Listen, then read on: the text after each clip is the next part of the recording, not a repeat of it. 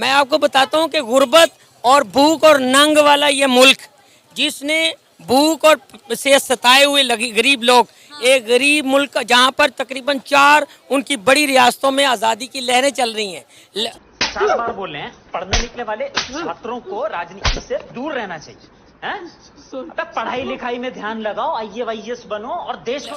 और उसके बाद कनाडा में रेफरेंडम हुआ है, आज ही के दिन रेफरेंडम हुआ है।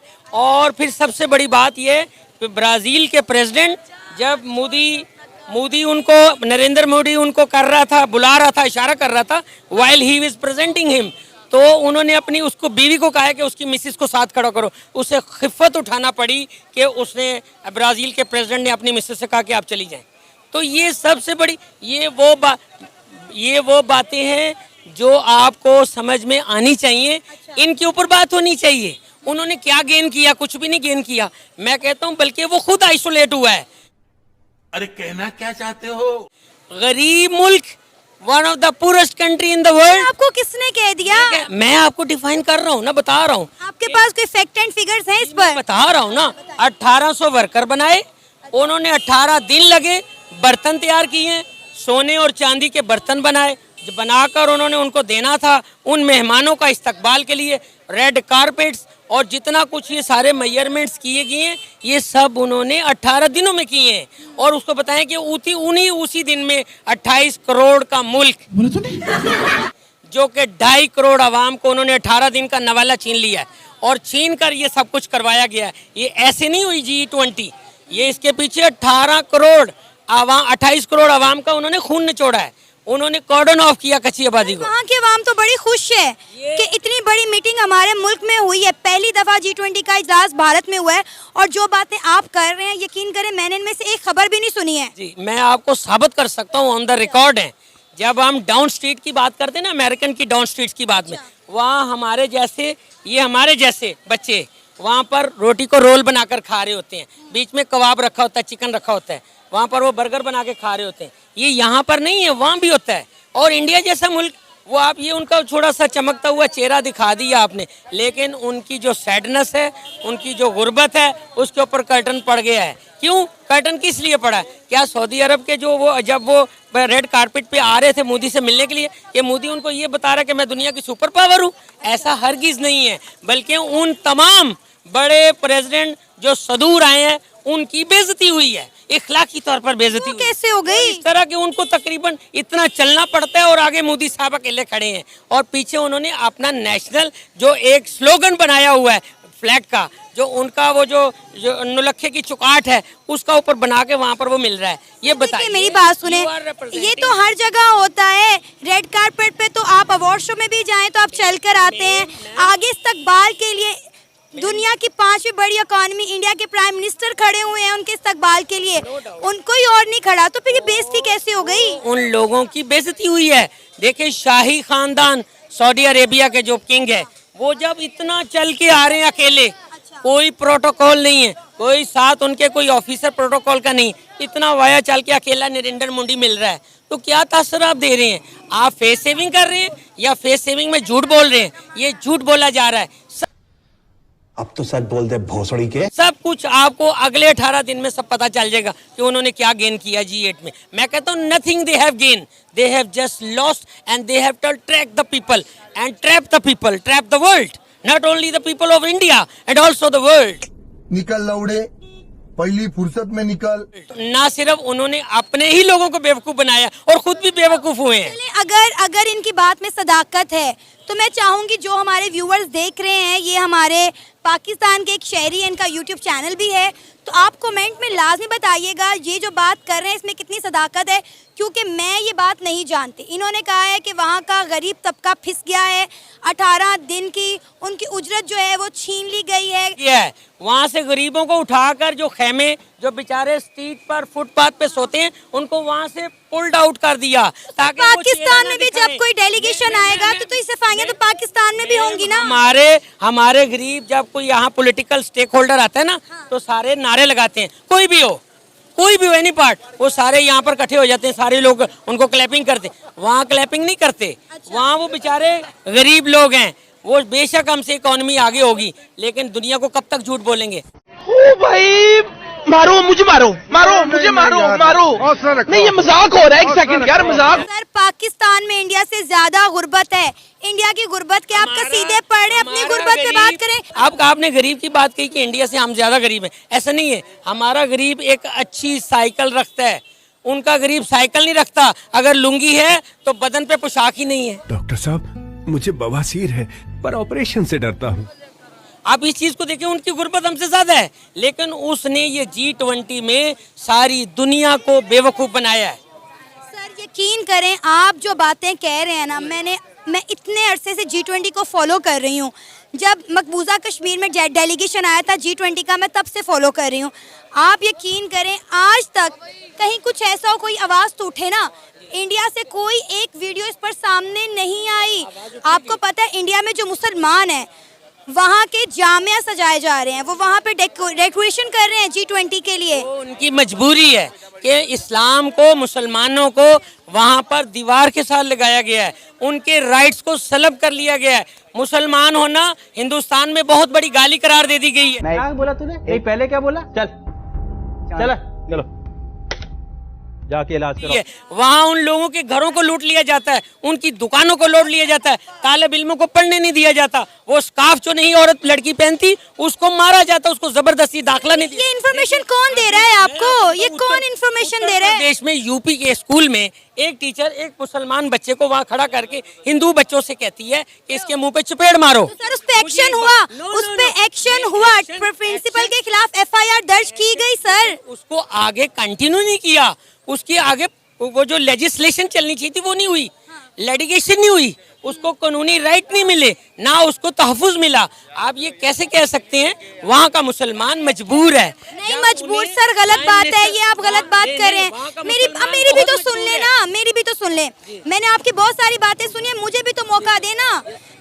मेरी इंडिया में रहने वाले कई मुसलमानों से बातचीत होती है, मैं उनके प्रोग्राम्स करती हूँ, ऑनलाइन उनसे डिस्कशन करती हूँ। आप यकीन करें, वो पता क्या कहते हैं, जब आप लोगों की राय हम उनके सामने रखते हैं तो वो कहते हैं कि भाई आप अपने बारे में सोचो, हमारी फिक्र ना करो, आपसे अच्छी ज़िंदगी हम हिंदुस्तान में गुजारे हैं।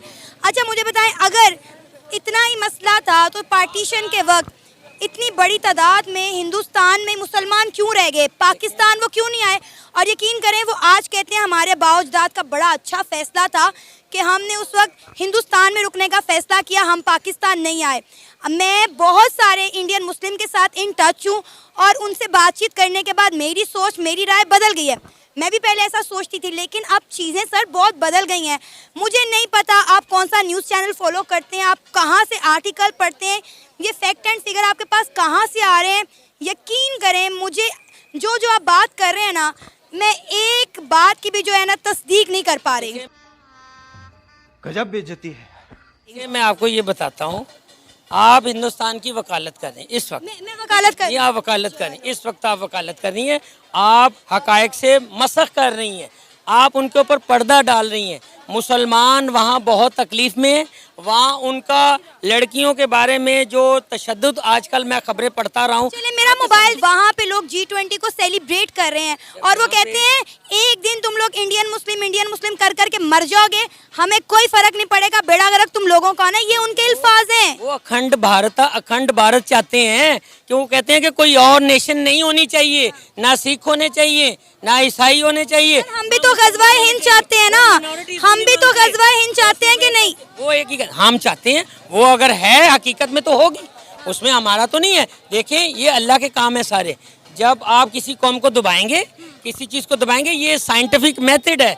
जब किसी चीज़ को दबाया जाता है उसका रिएक्शन आता है और वो रिएक्शन बहुत फोर्सफुली होगा और वो हमारे से अनएक्सपेक्टेड होगा कि हो क्या जाएगा वहाँ पर, वो उसको फिर हमें सबको उसको एक्सेप्ट करना पड़ेगा। लेकिन आप मुसलमान, हिंदुस्तान के मुसलमान वहाँ बहुत तकलीफ में हैं, वहाँ उनके हकूक मसक कर दिए गए हैं, उनको कॉर्डन ऑफ कर दिया गया, वो आसानी से तालीम नहीं। यही वो वजूहात थी जब 1947 में। वैसे आप ये मुझे, मैं एक बात कहूँगा फिर आप कहेंगे ये गलत बात कर रहे हैं। हिंदुस्तान को तो आज़ादी मिली ही नहीं, आज़ादी तो हमको मिली है। अबे साले, तभी मेरा माफ करना, गुस्से में इधर उधर निकल जाता हूँ। अंग्रेज और हिंदू मिलकर गवर्नमेंट तो चला रहे थे भाई। 1857 में जंग आज़ादी की जब पहले बात हुई थी तो किन्होंने शुरू की थी? मुसलमान थे। मुसलमान थे जो सबसे पहले जिन्होंने आवाज उठाई थी कि हम आजादी लेंगे, और हिंदुओं की तरफ से तो कुछ भी नहीं हुआ था। फिर अच्छा, हमको सिखा रिया है कि हिंदू बहुत मक्कार कौम है, ये दो कौमी नजरिए के खिलाफ काम कर रहे हैं, ये मुसलमानों के हकूक की तर्जुमान नहीं है और ना ही इन्होंने आइंदा होना है। अच्छा, फिर पार्टीशन के वक्त बहुत बड़ी तादाद में मुसलमान हिंदुस्तान में क्यों रह गए, वो पाकिस्तान क्यों नहीं आए? मैं आपको बताता हूँ, देखें हर सर्टन जब माइग्रेशन होती है, million and thousand of people have migration each side. Pakistan भी आए, पाकिस्तान से माइग्रेट करके भी, अब यहाँ भी हिंदू रह रहे हैं, यहाँ सिख भी रह रहे हैं। ये अब ये हम ये कहेंगे वो पूरे के पूरे क्यों नहीं चले गए? भाई ये सब कुछ हर एक का एक मुसलमान फितरी असूल है, और ये कुदरती असूल है जिसको एक्सेप्ट और रियलाइज करना चाहिए। आप सारे हिंदुस्तान के मुसलमानों को यहाँ नहीं ला सकते। लेकिन मैं फिर बड़ी बात करने लगूँ आपकी इजाज़त से, आपके इस चैनल के तवज्जुह से, कि why not another Pakistan in India, क्यों नहीं बन सकता? वो भी इंशाल्लाह यूपी उत्तर प्रदेश में ये तहरीक उठेगी। आप मणिपुर को दबा रहे हैं, मणिपुर के तमाम देख लें वायलेंस कितनी है। कश्मीर में 8.5 लाख फौज लगाई हुई है, कश्मीरियों का एहतसाल हो रहा है और उनको दबाया हुआ, नेट बंद है, इंटरनेट बंद है, फेसबुक बंद है, यूट्यूब बंद है, कोई उनको अपनी राय का कहीं भी उनको इज़हार का मौका नहीं है, और वो वहाँ पर बेचारे पिसे हुए अपने जनाजे तक अंदर दफना रहे हैं। उनको वो खाने पीने की इजाज़त नहीं है, वो छोटी सी स्कूटी लेके निकलते हैं, सारे हिंदू आर्मी वाले उनको डंडे मारते हैं, उनको ठुटे मारते हैं। ये हम आप बात करते हैं कि वो G20 करके कोई पूरी दुनिया में कोई ताज बना लेगा, कभी भी नहीं बनाए। कौन है ये लोग, कहाँ से आते हैं? यूएनओ का, इंडिया यूएन का सिक्योरिटी काउंसिल का परमानेंट मेंबर बनने जा रहा है सर। नहीं बनेगा, हम नहीं बनने देंगे। जहाँ तक बन रहा है, बन गया है सर। हमारी कोशिश होगी, हम रुकवाएंगे, हम मुसलमान मुमालिक के भी ज़मीर जगाएंगे कि ये नहीं होना चाहिए। बाप को भेज, तेरे बस की बात नहीं। 70 सालों से सुन रहे हैं सर, ये टेम्परेरी प्रॉब्लम्स कब हल होंगी? हम सब बहुत इंटेलिजेंट हैं, इंडिजिनस हैं, हम इंशाल्लाह निकालेंगे इनको, ये निकलेंगे, इन्हें निकलना पड़ेगा। कब by the sake of Allah, by the sake of profit सल्लल्लाहु अलैहि वसल्लम, ये होगा इंशाल्लाह ताला।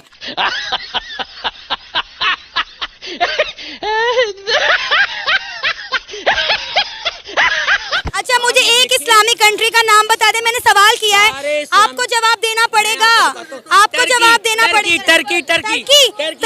टर्की में जब ज़ल्ज़ला आया, आप लोगों ने क्या किया? उसका ही भेजी इमदाद, उसको वापस पैक करके भेज दिया, हमारे मुंह पे इतना बड़ा थप्पड़ पड़ गया सर। ये इसको आप इस तरह क्यों लेते हैं?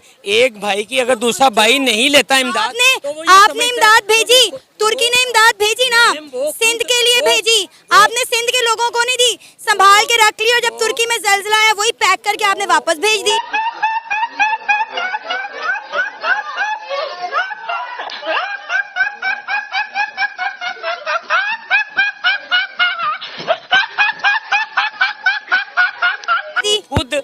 खुद सैलाब में गिरे हुए हम लोग हैं, हम सैलाब की पट्टी में गुजरे हुए हैं। आपके प्राइम मिनिस्टर ने बोला मैं तुर्की आना चाहता हूँ, उन्होंने कहा कोई जरूरत नहीं आने की, हम आपको प्रोटोकॉल नहीं दे सकते, ये औकात है हमारी सर, ये औकात है हमारी। ऐसा हरगिज नहीं है, ये बातें वो हैं जो इररिलेवेंट हैं, जिनके बारे में अभी आप बातें कर रहे हैं वो इररिलेवेंट नहीं है।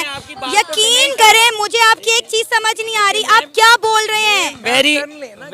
Very respectively and I just define here, मैं आपको बताना चाहता हूँ, देखें कि तुर्की हमारा इंडिजिनस फ्रेंड है और चाइना हमारा आयरन ब्रदर है।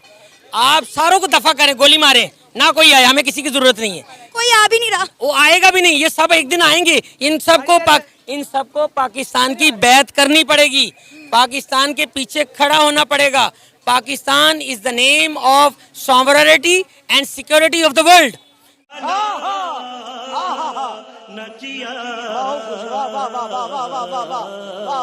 अभी थोड़ा सा हमारा डीपोलिटिसाइज हुए हैं, डीपोलिटिकल मामलात हैं, थोड़े से डिस्टर्ब हैं, और साड़ी रोटी पूरी ऑनलाइन दो, फिर असि दुनिया तड़ी ला लांगे। ये G20 को भी देख लेंगे हम, ये इंडिया को भी देख लेंगे, सबको देखेंगे, but we have to wait and manage. And अगर ये सारी कौम एक दिन अल्लाह के हुजूर सजदा रेज हो जाए, खुदाई कसम ये शुक्रगुजार कर लें और इस्तगफार पढ़ें, खुदाई कसम अल्लाह राजी हो जाएगा और अल्लाह हमें वो नेमतें देगा, वो रहमतें देगा जो उसने हमें पाकिस्तान की शक्ल में। अल्लाह करे, अल्लाह हमसे राजी हो जाए, हमारे हाल पर रहम करे, क्योंकि हमारा ये मुल्क अब अल्लाह के भरोसे ही चल रहा है।